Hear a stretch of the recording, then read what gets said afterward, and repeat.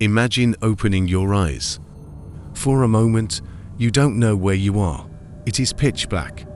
A darkness so absolute it feels heavy, pressing against your pupils. You try to take a deep breath, but the air is hot, stale, and smells of damp earth and rotting Saturn. You try to sit up, but your forehead strikes solid wood, just 6 inches above your face. Panic sets in. You try to scream, but the sound is swallowed by the silence. You claw at the wood above you, tearing your fingernails, but it doesn't move. You realize, with a jolt of primal terror, that no one can hear you.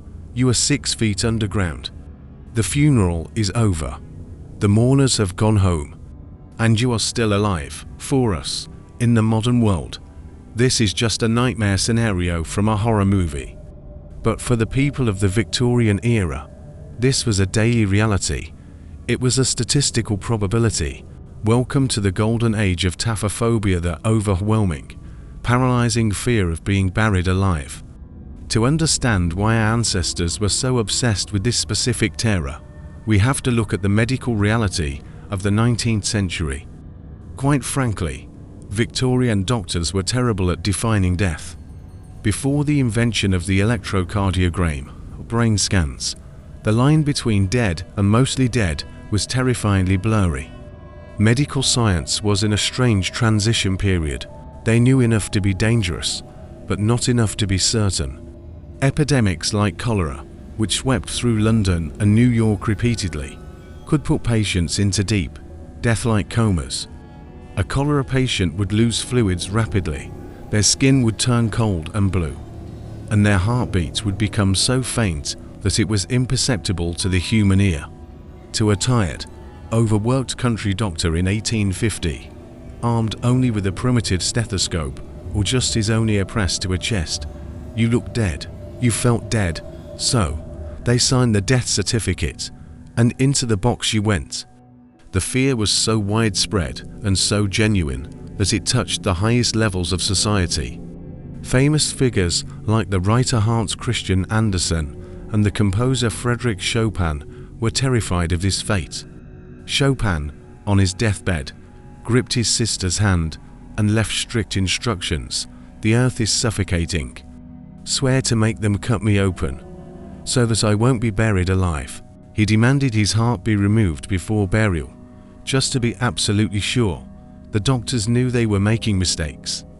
The newspapers were full of horror stories of bodies being exhumed with their shrouds torn to shreds, or their skeletons turned over in the coffin.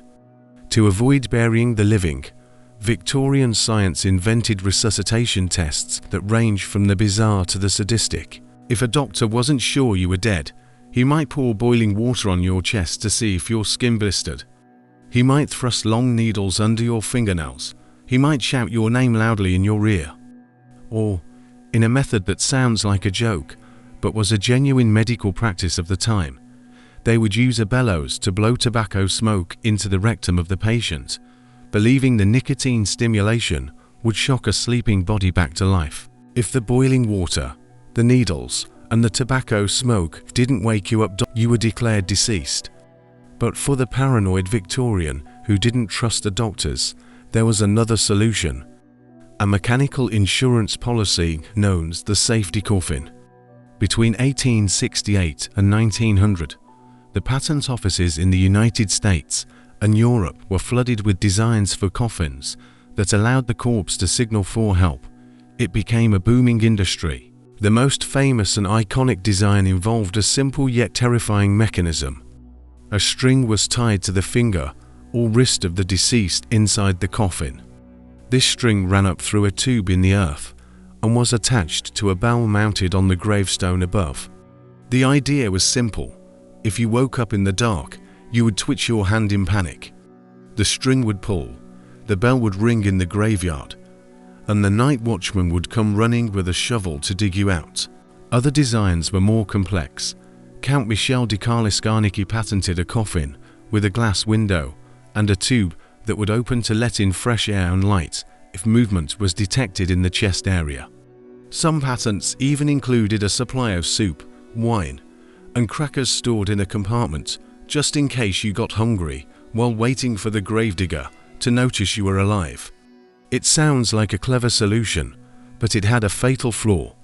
The inventors forgot about the chemistry of death. As a human body decomposes, it swells. The natural gases of putrefaction build up in the abdomen and chest, causing the corpse to shift, bloat, and move. This created a true Gothic horror scenario. Imagine being a graveyard watchman at 2 a.m. You were surrounded by fog and silence. Suddenly, a bell starts ringing on a fresh grave. You dig frantically, sweat pouring down your face, believing you are saving a life. But when you open the lid, you find only a corpse that has shifted due to gas. The safety coffin didn't just save the living, it turned the dead into pranksters.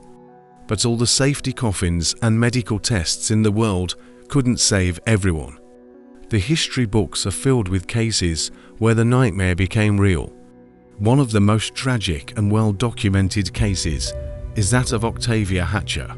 In 1891, in the town of Pikeville, Kentucky, Octavia Hatcher fell into a deep depression after losing her infant son. She eventually grew so ill that she slipped into a coma. Her breathing was so shallow it couldn't be detected. Her skin was cold. The local doctors pronounced her dead of an unknown fever.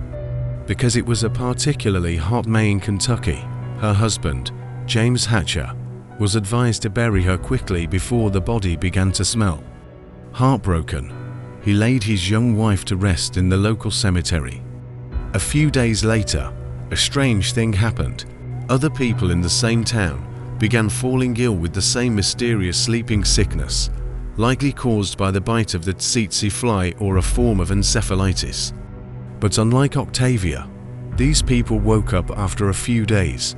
They recovered. James Hatcher panicked. A seed of doubt took root in his mind and grew into a tree of horror.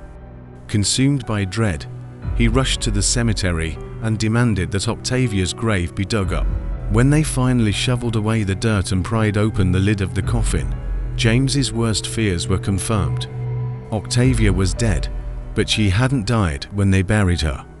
The scene inside the coffin was gruesome. The silk lining on the inside of the lid was torn to shreds. Octavia's fingernails were broken and bloody, filled with splinters of wood. Her face was not peaceful. It was frozen in a contorted scream of terror.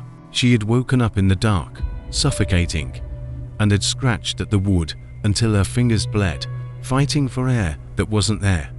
She had died of terror and asphyxiation, buried by the man who loved her.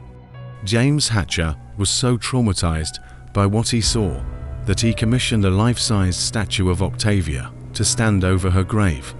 The statue depicts her holding the baby she lost, and it still stands there today in the Pikeville Cemetery, a stone monument to a Victorian tragedy. James spent the rest of his life terrified of being buried alive himself, eventually having a custom coffin built that could be unlocked from the inside. Eventually, the panic of taphophobia faded from society, not because we stopped being afraid of the dark, but because of the rise of modern embalming. Once the blood is drained and replaced with formaldehyde, there is no coming back. The process that preserves us for the funeral also ensures, with brutal certainty, that we are definitely, absolutely dead. So, tonight, when you go to sleep in your comfortable bed, take a moment to be grateful. Be grateful for modern medicine. Be grateful for the silence. And pray that the only thing scratching in the dark is just the house settling ... and not the sound of fingernails on wood. If you enjoyed this descent into the macabre, hit the like button to keep the bell ringing, and tell us in the comments, what is your worst phobia? Would you trust a safety coffin? Subscribe to Grim Gaslight for more history from the shadows. Until next time, stay above ground.